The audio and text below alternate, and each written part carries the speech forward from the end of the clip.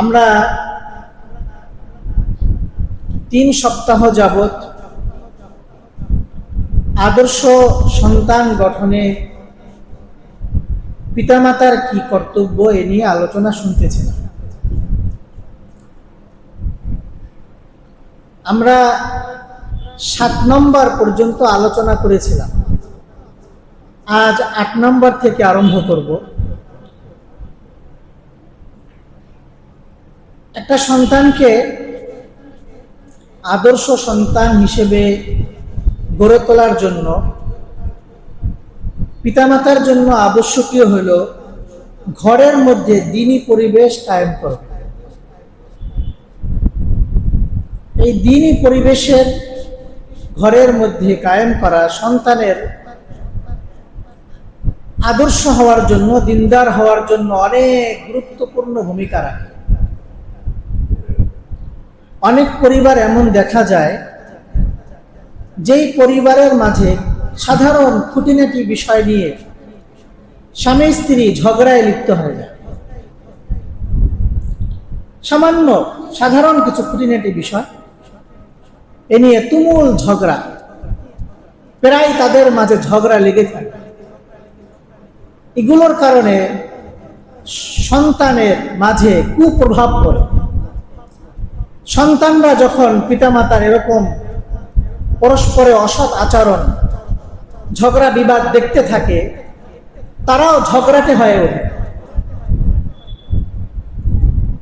প্রিয় রাসূলুল্লাহ সাল্লাল্লাহু আলাইহি ওয়াসাল্লাম ইরশাদ করেন, বুখারী শরীফের 1385 নম্বর হাদিস, عن أبي هريرة رضي الله عنه قال قال النبي صلى الله عليه وسلم كل مولود يولد على الفطرة فأبواه يهودانه أو ينصرانه أو يمجسانه।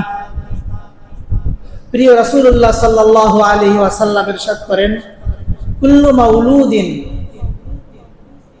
প্রত্যেকটি নবজাত শিশু, কুল্লু মাউলুদিন ইউলাদু আলাল ফিতরাহ, সে ইসলামের সুন্দর বিধান, ইসলাম গ্রহণের যোগ্যতা, ভালো জিনিস গ্রহণের যোগ্যতা নিয়ে জন্মগ্রহণ করে। কুল্লু মাউলুদিন ইউলাদু আলাল ফিতরাহ ফাআবাওয়াহু ইউহাব্বিদানিহি আও ইউনাসসিরানিহি আও ইউমাজ্জিসানিহি। এরপরে এই সন্তানটা যে ঘরে আসে, সেই ঘরের বাবা মা তাদেরকে ইহুদি বানায়া দেয়, তাদেরকে নাসারা খ্রিস্টান বানায়া দেয়, তাদেরকে অগ্নি পূজক বানায়া দেয়। সন্তান ভালো জিনিস গ্রহণ করার যোগ্যতা নিয়ে দুনিয়া এসেছিল, কিন্তু পিতা মাতার বদ্দিনীর কারণে সন্তান বদ্দিন হয়ে যায়। যখন দেখে ঘরের মধ্যে দিনদারি নাই, সুন্নতের কোনো পরোয়া নাই, আল্লাহর বিধানের কোনো পরোয়া নাই, ঘরের মধ্যে বদ্দিনী, ঝগড়া বিবাদ, পরস্পরে মারামারি কাটাকাটি লেগেই থাকে, সন্তান ওই মেজাজ নিয়ে বড় হয়। এজন্য আমাদের করণীয় হইল, আমরা যতদূর সম্ভব পরস্পরে সবরের সাথে জীবন কাটাবো, ধৈর্যের সাথে। দুনিয়া চলতে গেলে মানুষের একজনের সাথে আরেকজনের মেজাজ কখনো পরিপূর্ণ মিল হবে না, এটাই স্বাভাবিক।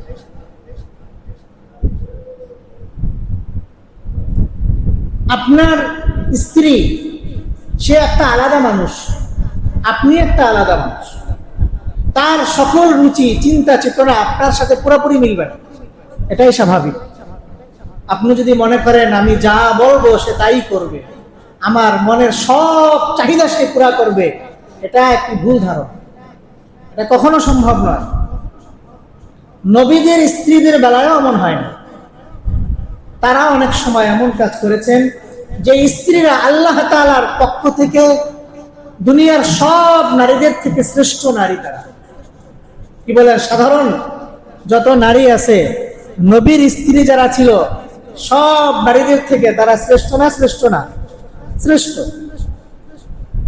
কিন্তু এই আল্লাহর পক্ষ থেকে বাছাইকৃত নবীর স্ত্রীগণ তারাও অনেক সময় এমন কিছু কাজ করেছেন আল্লাহ রসুল মনের মধ্যে কষ্ট পেয়েছে। তো সংসার পরিচালনা করতে গেলে এমন অনেক অবস্থার সম্মুখীন আমরা হব, কিন্তু সন্তানের ভবিষ্যতের দিকে লক্ষ্য করে আমাকে ভাবতে হবে আমি আমার সন্তানের জন্য আদর্শ। আপনি সংসারে রোজগার করেন ঠিক, আপনি আপনার স্ত্রীর সাথে একটা অন্যায় আচরণ করলেন, আপনার স্ত্রী কিন্তু আপনার সন্তানের সে মা। সন্তানের মাঝে এই মায়ের ভক্তি, শ্রদ্ধা, ভালোবাসা আছে না নাই? কি বলেন, আছে না নাই? আপনি তো একটুতেই রাগ হইয়া তার সাথে খারাপ আচরণ শুরু করে দিলেন। আপনি যে এই কাজটা করলেন আপনার সন্তান দেখেছে। আপনি আপনার সন্তানের মায়ের সাথে যে খারাপ আচরণ করছেন, ওর দিলের মধ্যে আঘাত লাগতেছে, ও বুঝতেছে আমার বাবা অন্যায় করতেছে, কিন্তু বলতে পারতেছে না, বলার সাহস নাই। আবার স্ত্রী, সেও স্বামীর সাথে খারাপ আচরণ করছে, অন্যায় আচরণ, সন্তান দেখছে, মায়ের প্রতি এই সন্তানের খারাপ ধারণা তৈরি হচ্ছে। মনে থাকবে তো?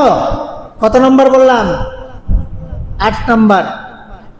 সংসারকে আমরা সুন্দরভাবে পরিচালনা করব, পরস্পরে মিল মহব্বতের সঙ্গে থাকব।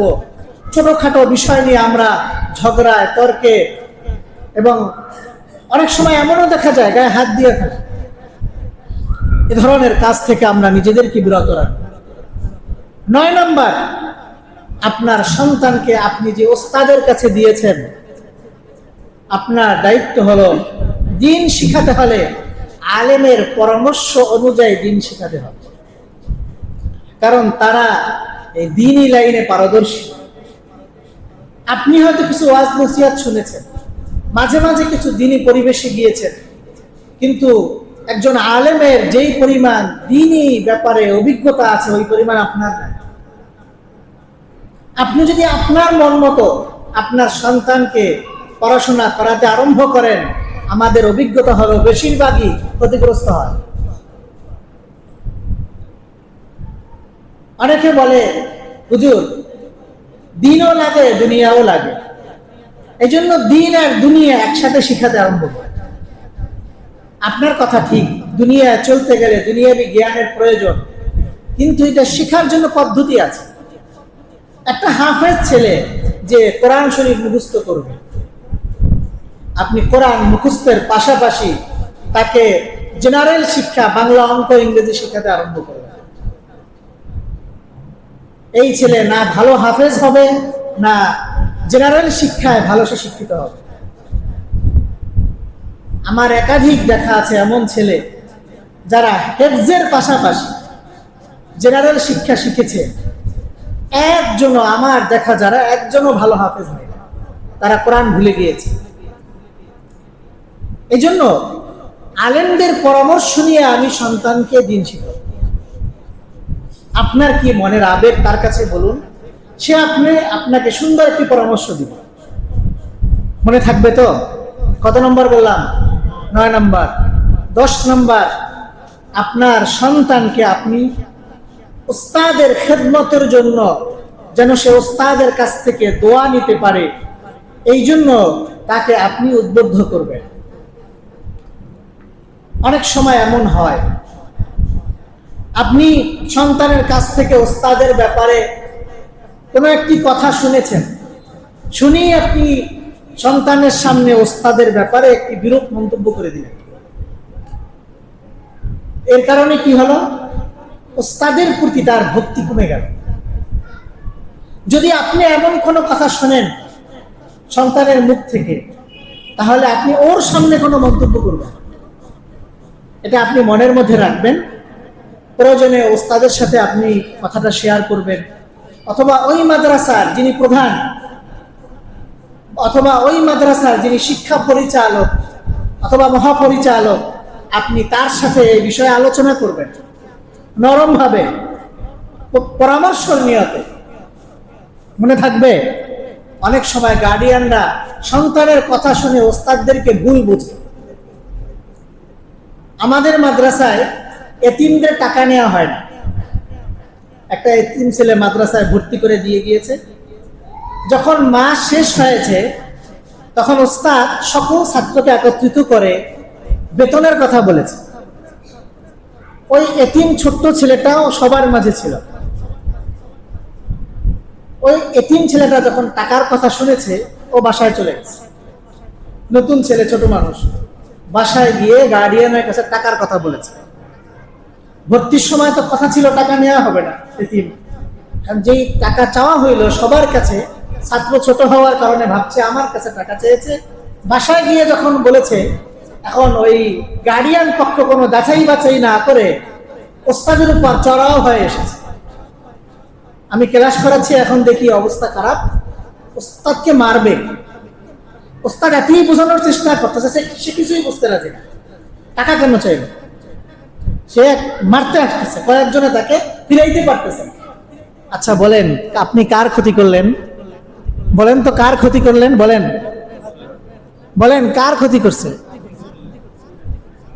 মোল্লা জামি রহমাতুল্লাহ আলাইহি বলেন, জারাহাতুস সিনানি লাহাল তিয়ামু ওয়ালা ইয়ালতামু মা জারহাল লিসানু। মানুষের জবান দিয়ে যদি কারো দিলে কষ্ট দেয়, আর দিল যদি একবার ভেঙে যায়, এই দিল আর জোড়া লাগানো যায়। আপনার উচিত আপনি কিছু শুনলে আপনি আগে যাচাই বাছাই করবেন, এরপরে সুন্দরভাবে যারা মাদ্রাসার কর্তৃপক্ষ এদের কাছে জানান। কত নম্বর বললাম? হ্যাঁ, 9 নম্বর বললাম। 10 নম্বর, আপনার উস্তাদের খেদমতের জন্য ছেলেকে আগ্রহী করে তুলতে হবে। এই কথা বলতেছিলাম। কখনো এমন আচরণ করা যাবে না বাচ্চার সামনে যেন উস্তাদের প্রতি তার বিরূপ মন্তব্য হয়। প্রিয় রাসূলুল্লাহ সাল্লাল্লাহু আলাইহি ওয়াসাল্লামের চাচাতো ভাই হযরত আব্দুল্লাহ ইবনে আব্বাস রাদিয়াল্লাহু তাআলা আনহু, যিনি হিজরতের 3 বছর আগে জন্মগ্রহণ করেন, ছোট বাচ্চা হযরত আব্বাস রাদিয়াল্লাহু তাআলা আনহুর ছেলে, নবীজির চাচাতো ভাই আব্দুল্লাহ ইবনে আব্বাস রাদিয়াল্লাহু তাআলা আনহু রাসূলুল্লাহ সাল্লাল্লাহু আলাইহি ওয়াসাল্লামের সে অনেক খেদমত করত। সম্পর্কে হয় চাচাতো ভাই, বলেন ঠিক না? কিন্তু সেটা নবী, নবীজির অনেক খেদমত করত। রাসূলুল্লাহ সাল্লাল্লাহু আলাইহি ওয়াসাল্লাম একবার বাথরুমে গেলেন। তিনি বলেন, দাখালান নবী সাল্লাল্লাহু আলাইহি ওয়াসাল্লাম আল খালাআ। রাসূলুল্লাহ সাল্লাল্লাহু আলাইহি ওয়াসাল্লাম বাথরুমে প্রবেশ করলেন। ফাওয়াদাতু লাহু wudu'an। তো নবী বাথরুম থেকে আসার পরে ওযু করবে, আমি তার জন্য ওযুর পানি রাখলাম। রাসূলুল্লাহ সাল্লাল্লাহু আলাইহি ওয়াসাল্লাম বাথরুম থেকে বের হয়ে দেখে ওযুর পানির ব্যবস্থা করা হয়ে গেছে। আল্লাহ রাসূল দেখে খুশি হইলেন। আল্লাহ রাসূল জিজ্ঞেস করলেন, মান ওয়াদা হাদা? ওযুর পানি কে রেখেছে? ফাউখবিরা, নবীজিকে বলা হলো যে আব্দুল্লাহ ইবনে আব্বাস রেখেছে। নবীজি এত খুশি হয়েছেন এই ছোট বাচ্চার এই কাজে।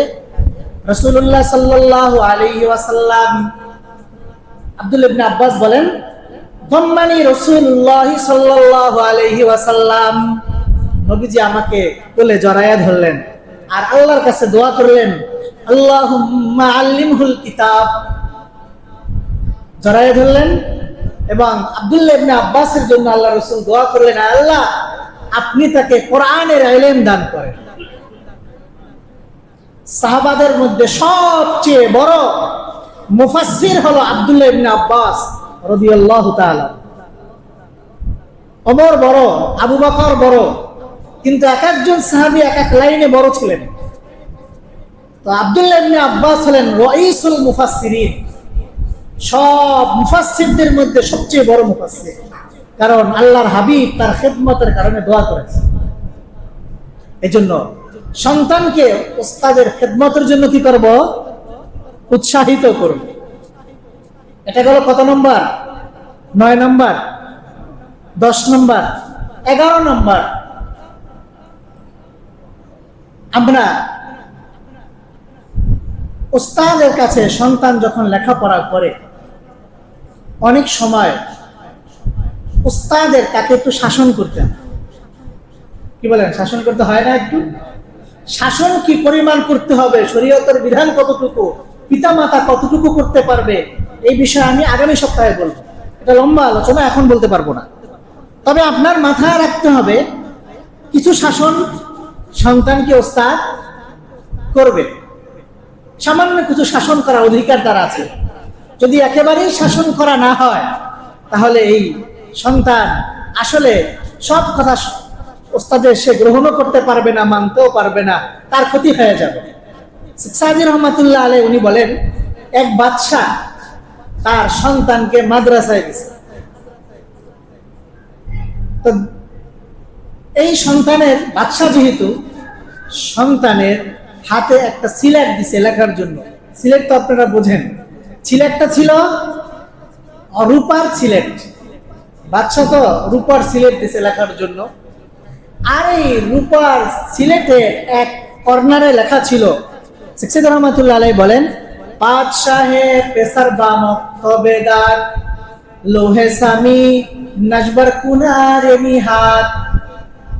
সন্তানকে বাদশাহ একটি রূপার সিলেট দিল। এই সিলেটের এক পাশে স্বর্ণ দিয়া লেখা ছিল, বরাসারে লৌহে ওনা বিশতা বাজার জোরে উস্তাদ বেজে মেহের পেদার। লেখা ছিল, পিতার ভালোবাসার চেয়ে শিক্ষকের শাসন এটা অনেক উত্তম। কি লেখা ছিল? পিতার আদর আর ভালোবাসার চেয়ে শিক্ষকের শাসন অনেক উত্তম। শাসন এটা ভালোবাসার একটি অংশ। আপনার সন্তানকে আপনি ভালোবাসেন, সে যদি কোনো অন্যায় আচরণ করে তখন আপনি তার উপর শাসন করেন। এর অর্থ এই নয় যে আপনি তার শত্রু, এর অর্থ এই নয়। বরং আপনার শাসন সন্তানের ভালোবাসার একটি অংশ। তখন আপনি তাকে চুমু দেন, আদর করেন, ভালো খাবারের ব্যবস্থা করেন, এটা যেমন ভালোবাসার একটি প্রকাশ, ঠিক সন্তানকে আপনি যে শাসন করেন এই শাসনটাও কিন্তু আপনার ভালোবাসার একটি প্রকাশ। কিন্তু বাহ্যিকভাবে দেখা যাচ্ছে যে এটা ওর উপর জুলুম করা হচ্ছে, বাহ্যিকভাবে দেখা যাচ্ছে। কিন্তু এই আচরণটা যদি অন্যের একটি সন্তান করে, আপনি কিন্তু তাকে এরকম জোরে ধমকও দিবেন না, তার গায়ে আপনি হাতও দিবেন না। কি বলেন, ঠিক না? আপনি যে তার উপর শাসন করছেন এটা আপনার ভালোবাসার কারণে। যখন ওস্তাদ দেখে এই সন্তান অমনোযোগী, এই সন্তান লেখাপড়ায় খেয়াল করে না, এই সন্তান সে দুষ্টামি করে, তাকে যদি একটু রাগঝাল করা না হয় তাহলে সন্তান ক্ষতিগ্রস্ত হবে, আমার ছাত্র ক্ষতিগ্রস্ত হবে। তখন দেখা যায় ওস্তাদ বাধ্য হয়ে ভালো না লাগলেও, মনে না চাইলেও একটু বেত্রাঘাত করে বা একটু ধমক দেয়। কারণ আপনি যদি এটা শুনে ওস্তাদের উপর চড়াও হয়ে যান, আর যদি কখনো এটা ওস্তাদ শুনতে পারে বা বুঝতে পারে, তাহলে আপনার সন্তানের প্রতি ওস্তাদের যে একটি সুধারণা ছিল এই ধারণাটা নষ্ট হয়ে যাবে, সন্তান ক্ষতিগ্রস্ত হবে। এই জন্য এটা আমাদের মাথায় নিতে হবে, ওস্তাদ সে অনেক মর্যাদার অধিকারী। একজন ওস্তাদ সে যদি অমুসলিমও হয়, কি হয়? অমুসলিম, এই ওস্তাদের একটি মূল্য আল্লাহ তাআলার কাছে আছে। বাবা মা যদি অমুসলিমও হয়, এই বাবা মা হওয়ার কারণে তার মর্যাদা, সন্তান তাকে সম্মান দিবে, ইজ্জত দিবে, তার মর্যাদা আল্লাহর কাছে আছে। যদি বাবা মা অমুসলিমও হয়, এই জন্য আল্লাহ রাসূল বলেছেন, যদি যুদ্ধের ময়দানে তোমার বাবা ইসলামের বিরুদ্ধে যুদ্ধ করার জন্য তোমার সামনে আসে, তাহলে বাবাকে এড়িয়ে তুমি চলে যাও, বাবার উপর আঘাত করতে চাও। কুফর আর ইসলামের যুদ্ধ, বাবা কাফের, সন্তান মুসলিম, পরস্পরের মুখোমুখি হয়েছে। আল্লাহর হাবিবের শিক্ষা হলো বাবা থেকে পাশ কাটিয়ে অন্যদিকে চলে যাও, তুমি বাবার উপর আঘাত করো না। আপনার বাবা যদি অমুসলিম হয়, বাবা হওয়ার কারণে তার একটি বিশেষ মর্যাদা আছে। ওস্তাদ সে মুসলিম হোক আর অমুসলিম হোক, ওস্তাদের একটি বিশেষ মর্যাদা মহান রব্বুল আলামিনের কাছে আছে। আমরা যখন খুলনায় লেখাপড়া করতাম, খুলনার বড় একজন আলেম, উনি প্রথমে কলেজে লেখাপড়া করেছেন, উনি আমাদেরকে শুনিয়েছেন। উনি যখন কলেজে পড়েন, একটা ছেলেকে উনি একটু ক্লাসের মধ্যে রাগঝাল করেছিলেন। এই শিক্ষক ছিল হিন্দু। শিক্ষক একদিন খুলনা শহরে রিক্সায় যাচ্ছে, ওই ছেলেটা রিক্সা থামিয়ে ওই শিক্ষকের কলার ধরেছে। এগুলো কলেজের মধ্যে অহরহ ঘটে। শিক্ষকের মর্যাদা এদের মাঝে নাই। তো ওই মাওলানা সাহেব বলেন যে পরবর্তীতে আমরা দেখলাম এই ছেলেটা পাগল হয়ে গিয়েছে। আমাদের ওস্তাদ, আমরা বাংলা সাহিত্য পড়েছি, হানিফ আল হাদি দামাত বারাকাতুহুম, উনি বলেছেন বাংলাদেশের শাইখুল হাদিস আল্লামা আজিজুল হক রহমাতুল্লাহ আলাইহি, আপনার নাম শুনেছেন না? না সবাই শোনেন নাই মনে হয়, শুনেছেন? আল্লামা আজিজুল হক রহমাতুল্লাহ আলাইহি, ওনার এক ছাত্র ওনার বিরুদ্ধে একবার পেপারে লিখেছিল। সেই ছাত্র পেপারে লেখালেখি করত, হুজুরের বিরুদ্ধে পেপারে লিখেছে ছাত্র। আমার উস্তাদ বলেছেন, যখন বলেছেন তখন ওই ছাত্র জীবিত ছিল। আজ থেকে 10 বছর আগে হুজুর আমাদেরকে বলেছেন, যেই মাসে লিখেছেন প্রত্যেক বছর ওই ছাত্র ওই মাসে পাগল হয়ে যায়।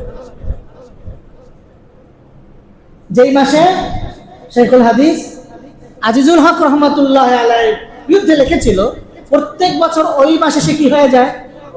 পাগল হয়ে যায়। বাস্তব ঘটনা বলছি। এই জন্য ওস্তাদ মুসলিম হোক আর অমুসলিম হোক, তার বিশেষ একটি মর্যাদা আল্লাহ তাআলার কাছে আছে ওস্তাদ হওয়ার কারণে। আর সেই ওস্তাদ যদি কোরআনের হাফেজ হয়, সেই ওস্তাদ যদি বড় আলেম হয়, মুফতি হয়, যে ওস্তাদ আপনার সন্তানের জন্য গভীর রাতে তাহাজ্জুদের নামাজে সিজদায় করে আপনার সন্তানের জন্য ক্রন্দন করে, তার একটু আচরণের কারণে, শাসনের কারণে আপনি তার উপর চড়াও হয়ে এসেছেন, বলেন এটা কত বড় অন্যায়। বাংলাদেশের নক্ষত্র সমতুল্য আলেম শামসুল হক ফরিদপুরি রহমাতুল্লাহ আলাইহি, যিনি লালবাগ মাদ্রাসায় পড়াতেন।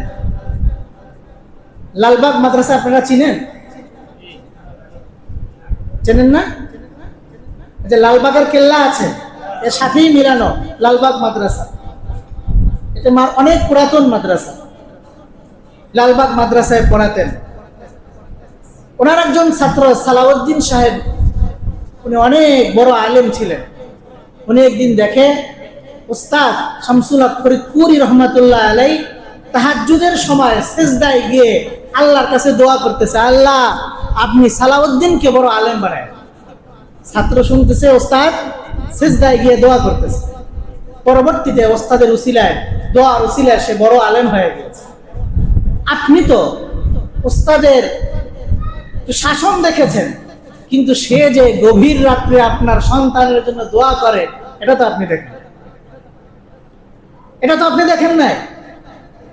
আপনার সন্তানের জন্য সে যে রাত জাগে, আপনার সন্তানের জন্য সে তাকে মানুষের মতো মানুষ বানানোর জন্য সে তার মাথার ঘাম ঝরায়, এটা তো আপনি দেখেন। আপনি শুধু শাসনই দেখেছেন। এই জন্য বাবা, আপনার পায়ে হাত দিয়ে বলি, এমন কাজ কখনো করবেন না, এমন কাজ কখনো করবেন না। এটা সন্তানের জন্য বড় ধ্বংসাত্মক একটি বিষয়। কত নম্বর গেল? 11 নম্বর। 12 নম্বর, আপনার একটি আমি দায়িত্ব দিব আপনাকে, যে এই দায়িত্ব আপনাকেই পুরা করতে হবে। সেটা হলো সন্তানের জন্য বিশেষভাবে দোয়া করতে হবে। কি করতে হবে? দোয়া। আপনি বলতে পারেন, হুজুর দোয়া তো আমরা করি। দোয়া করেন ঠিক, কিন্তু আসলে যেভাবে করা দরকার ওইভাবে আমাদের সকলের করা হয় না। আপনি সন্তানের জন্য আসল দোয়ার সময় হইল তাহাজ্জুদের সময়। কখন? আসল দোয়া কবুলের সময়টা কখন? তাহাজ্জুদ। রাসূলুল্লাহ সাল্লাল্লাহু আলাইহি ওয়াসাল্লাম ইরশাদ করেন, তিরমিজি শরীফের 3499 নম্বর বর্ণনা, আন আবি উমামাহ আল বাহিলি রাদিয়াল্লাহু তাআলা আনহু قال قيل يا رسول الله, রাসূলুল্লাহ সাল্লাল্লাহু আলাইহি ওয়াসাল্লামকে বলা হলো, আইয়ুদ দুআ ইয়াসমা, ইয়া রাসূলুল্লাহ কোন দোয়া কখন দোয়া করলে বেশি কবুল হয়? ওয়ালা জাওফুল লাইলিল আখিরি ওয়া দুবুরুস সালাতিল মাকতুবাত। রাসূলুল্লাহ সাল্লাল্লাহু আলাইহি সাল্লাম বললেন, দোয়া কবুলের আসল যে সময় সেটা হলো একটা, আল্লাহ রাসূল বললেন তাহাজ্জুদের সময়, জাওফুল লাইলিল আখির, অর্থাৎ তাহাজ্জুদের সময়, শেষ রাত। আরেকটু হলো ফরজ নামাজের পরের দোয়া। এই দুইটা দোয়া, নামাজের পরের দোয়া, ফরজ নামাজের পরে যে দোয়া করা হয়, এই দোয়া আল্লাহ তাআলার কাছে অনেক গুরুত্বপূর্ণ। এই দোয়া করার সঙ্গে সঙ্গে আল্লাহ তাআলা কবুল করে নেন। সন্তানের জন্য দোয়া করব কখন? বলেন সবাই, কখন? হ্যাঁ, তাহাজ্জুদের সময় দোয়া করতে হবে, এটা অনেক গুরুত্বপূর্ণ। প্রিয় রাসূলুল্লাহ সাল্লাল্লাহু আলাইহি সাল্লাম আরো বলেন, তিরমিজি শরীফের 3448 নম্বর হাদিস, عن أبي هريرة رضي الله تعالى عنه عن النبي صلى الله عليه وسلم قال, আল্লাহর হাবিব বলেন, ثلاث دعوات মুস্তাজাবাত। আল্লাহর হাবিব বলেন, তিনটা দোয়া এটা আল্লাহর কাছে কবুল হয়ে যায়। কয়টা দোয়া? তিনটা দোয়া। এক নম্বর, আল্লাহর হাবিব আরো বলেন, এটাকে তাকিদ করার জন্য, লা শাক্কা ফীহিন্না, এটা যে কবুল হয় এর মধ্যে কোনো সন্দেহ নাই। আল্লাহর হাবিব বলেন, এক নম্বর দাওয়াতুল মাজলুম, মাজলুমের দোয়া, যে নিপীড়িত নির্যাতিত এই ব্যক্তির দোয়া আল্লাহ কবুল করেন। দুই নম্বর দাওয়াতুল মুসাফির, সফররত অবস্থায় দোয়া করলে আল্লাহ কবুল করেন। তিন নম্বর দাওয়াতুল ওয়ালিদি আলা ওয়ালাদি, সন্তানের জন্য পিতামাতার দোয়া, পিতার দোয়া, সন্তানের জন্য পিতার দোয়া। তো মা তো আরো প্রিয় আল্লাহর কাছে, মার তো সম্মান আরো বেশি, মার দোয়া তো অবশ্যই কবুল হবে। এখানে বাবার কথা বলা হয়েছে। দাওয়াতুল ওয়ালিদি আলা ওয়ালাদি, পিতার জন্য কার দোয়া? সন্তানের। তবে যদিও হাদিসের ভাবার্থ হইল বদদোয়া, উদ্দেশ্য হইল বদদোয়া, কারণ আরবির মধ্যে আলা লিজ জরর, যদি দোয়ার পরে আলা শব্দ আসে এখানে বদদোয়া বোঝায়। তো বদদোয়া যদি কবুল হয়, নেক দোয়া কবুল হবে না? হবে। আল্লাহ তো দোয়া শিখিয়েছেন, বাবাকে দোয়া করার জন্য আল্লাহ কোরআন শরীফে শিখিয়েছেন, রব্বানা হাব লানা মিন আজওয়াজিনা ওয়া যুররিয়াতিনা কুররাতা আয়ুন ওয়াজআলনা লিল মুত্তাকিনা ইমামা। যেই দোয়া বাবাকে করার জন্য আল্লাহ শিখিয়েছেন, এই দোয়া কবুল হবে না? হবে না? হবে। এই জন্য বাবা আপনার কাছে আমি অনুরোধ করে বলবো, দোয়া তো করেন ঠিক, আসল দোয়ার সময় হলো তাহাজ্জুদ। আপনি সিজদায় গিয়ে আল্লাহর কুদরতি পায়ে মাথাটা রেখে আপনি সন্তানের জন্য দোয়া করেন, আপনার দোয়া আল্লাহ ফেরত দেবে না, ইনশাআল্লাহ ফেরত দেবে না।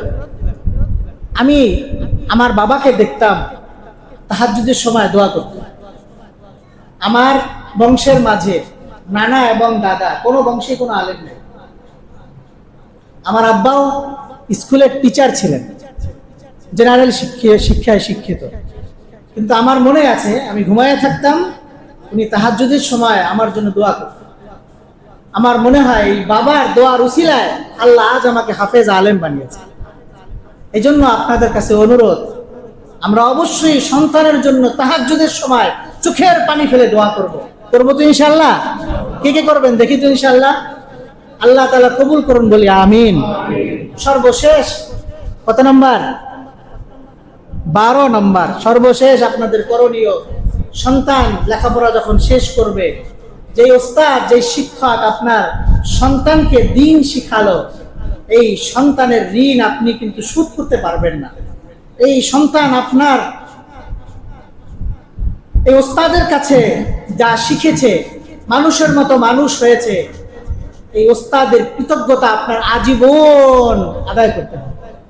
এই জন্য সন্তান যখন লেখাপড়া শেষ করে, তখন আপনি নিজে এবং সন্তানকে বলবেন, ওস্তাদের কাছে যাও, তার সঙ্গে দেখা সাক্ষাৎ করো, তার কাছ থেকে দোয়া নাও। ওস্তাদের দোয়া অনেক বড় জরুরি, একজন আলেমের দোয়া অনেক বড় জরুরি। এটা আপনি ওস্তাদের কাছে তাকে পাঠাবেন। তিরমিজি শরীফের মধ্যে প্রিয় রাসূলুল্লাহ সাল্লাল্লাহু আলাইহি ওয়াসাল্লাম বলেন, عن أبي هريرة رضي الله تعالى عنه عن النبي صلى الله عليه وسلم قال من لا يشكر الناس لم يشكر الله আল্লাহর হাবিব বলেন যে মানুষের কৃতজ্ঞতা প্রকাশ করে না সে আল্লাহরও কৃতজ্ঞতা প্রকাশ করে না। তিরমিজি শরীফের 1954 নম্বর হাদিস, যে মানুষের কৃতজ্ঞতা প্রকাশ করে না, সন্তান বাবার কৃতজ্ঞতা প্রকাশ করে না, সন্তান মায়ের কৃতজ্ঞতা প্রকাশ করে না, ছাত্র ওস্তাদের কৃতজ্ঞতা প্রকাশ করে না, ছোট ভাই বড় ভাইয়ের কৃতজ্ঞতা প্রকাশ করে না। কি বলেন? হ্যাঁ, মানুষের মাঝে অকৃতজ্ঞতাই বেশি। সাধারণ একটু ভুলের কারণে আজীবনের জন্য সম্পর্ক নষ্ট করে ফেলে, এটা মানুষের স্বভাব, কিন্তু এমন হওয়া উচিত নয়। মানুষ তো তাকেই বলে যে হবে কৃতজ্ঞ, তাকেই বলে মানুষ। এই জন্য আমরা আমাদের সন্তানকে যেসব ওস্তাদরা শিক্ষা দিয়েছেন তাদের কথা আমরা ভুলে যাব না। লেখাপড়া শেষ হওয়ার পরেও তাদের কাছে পাঠাবো, তাদের কাছ থেকে আমরা দোয়া গ্রহণ করাবো। মনে থাকবো তো ইনশাআল্লাহ? একজন আলেম আপনার সন্তানের ওস্তাদ, তার দোয়া আল্লাহর কাছে তো অবশ্যই কবুল হবে। আমরা নাম শুনেছি আব্দুল কাদের জিলানী রহমাতুল্লাহ আলাইহির নাম শুনেছি না? আব্দুল কাদের জিলানী রহিমাহুল্লাহ। আব্দুল কাদের জিলানী রহমাতুল্লাহ আলাইহি, ওনার মৃত্যু হলো 561 হিজরি। আব্দুল কাদের জিলানী রহমাতুল্লাহ আলাইহি, ওনার কাছে ছোট্ট একটি সন্তান ভূমিষ্ঠ হওয়ার পরে বাবা নিয়ে গেছে। তো বাবা নেয়ার পরে বলছে, হুজুর একটা নাম রেখে দেন আর আমার সন্তানের জন্য দোয়া করে দেন। আব্দুল কাদের জিলানী রহমাতুল্লাহ আলাইহি নাম রেখেছে হাম্বল। কি নাম রেখেছে? আহমদ ইবনে হাম্বলের আমরা নাম শুনেছি না? উনি এক মাযহাবের ইমাম এবং বড় মুহাদ্দিস ছিলেন, আহমদ ইবনে হাম্বল। 241 হিজরিতে আহমদ ইবনে হাম্বলের মৃত্যু। আহমদ ইবনে হাম্বল রহমাতুল্লাহ আলাইহি, ওনার নামে আব্দুল কাদের জিলানী রহমাতুল্লাহ আলাইহি এই শিশুর নাম রাখলো হাম্বল। আর বাবাকে বলে দিলেন তাকে দ্বীনি ইলম শিখাবে এবং সন্তানের জন্য দোয়া করে দিলেন। তো বাবার নাম ছিল আব্দুল্লাহ। কিতাবের মধ্যে লেখে এই সন্তানের নাম হলো হাম্বল বিন আব্দুল্লাহ। হাম্বল বিন আব্দুল্লাহ, অর্থাৎ আব্দুল্লাহর ছেলে হাম্বল। এই পরবর্তীতে আব্দুল কাদের জিলানী রহমাতুল্লাহ আলাইহির দোয়ার ওসিলায় আল্লাহ তাআলা তাকে বড় মুহাদ্দিস বানিয়ে দিয়েছেন। এত বড় মুহাদ্দিস, উনি সারা জীবন মুসনাদে আহমদ ইবনে হাম্বলের দর্স দিতেন, ক্লাস করাতেন। অনেক বড় মুহাদ্দিস, এবং তার থেকে হাদিস শিখে অনেক বড় বড় আলেম তৈরি হয়েছে। এই হাম্বল ইবনে আব্দুল্লাহ এর মৃত্যু হলো 604 হিজরিতে, অনেক আগের মানুষ। বর্তমানে চলে কত হিজরি আপনারা জানেন? 1447 হিজরি। বর্তমান 1447। উনি ইন্তেকাল করেছেন 604 হিজরিতে, অনেক আগে, প্রায় 800 বছর আগের মানুষ। এত বড় আলেম কিভাবে হলেন? আব্দুল কাদের জিলানী রহমাতুল্লাহ আলাইহির দোয়ার উসিলায়। তা আমরা সন্তানের ওস্তাদের কাছে দোয়ার জন্য পাঠাবো। শুধু সন্তানের ওস্তাদ নয়, যে কোনো আলেম যদি আমরা পাই, আলেমের কাছে সন্তানের জন্য দোয়া চাবো। কোনো আলেম পেলে আলেমের একটু খেদমত করব। শামসুল আইম্মা হালওয়ানি রহমাতুল্লাহ আলাইহি অনেক বড় আলেম ছিলেন। শামসুল আইম্মা, এটার অর্থ হলো ইসলামের মধ্যে বড় বড় ইমাম যারা, তাদের সূর্য। শামস মানে সূর্য, আইম্মা মানে ইমামের বহুবচন। শামসুল আইম্মা, উনি ইমামদের সূর্য, এটা ছিল ওনার উপাধি। কারণ আপনি চিন্তা করেন কত বড় আলেম। ওনাকে কেউ জিজ্ঞেস করলো, আপনি বড় আলেম কিভাবে হলেন? তো উনি বলেন, আমার বাবা হালুয়া বিক্রি করতো। কি বিক্রি করতো? হালুয়া তো চেনেন? হালুয়া বিক্রি করতো। আলেম ওলামা আসলে আলেম ওলামাকে আমার বাবা ফ্রি হালুয়া খাওয়াইতো। আমার মনে হয় এই আলেমদের দোয়ার উসিলায় আল্লাহ আমাকে এত বড় আলেম বানাইছে। মনে থাকবে তো ইনশাআল্লাহ? আল্লাহ তাআলা আমাদেরকে এই কথাগুলোর উপর পরিপূর্ণভাবে আমল করে আমাদের সন্তানদেরকে আদর্শ সন্তান হিসেবে গড়ে তোলার তৌফিক দান করুন। সকলে বলি আমিন।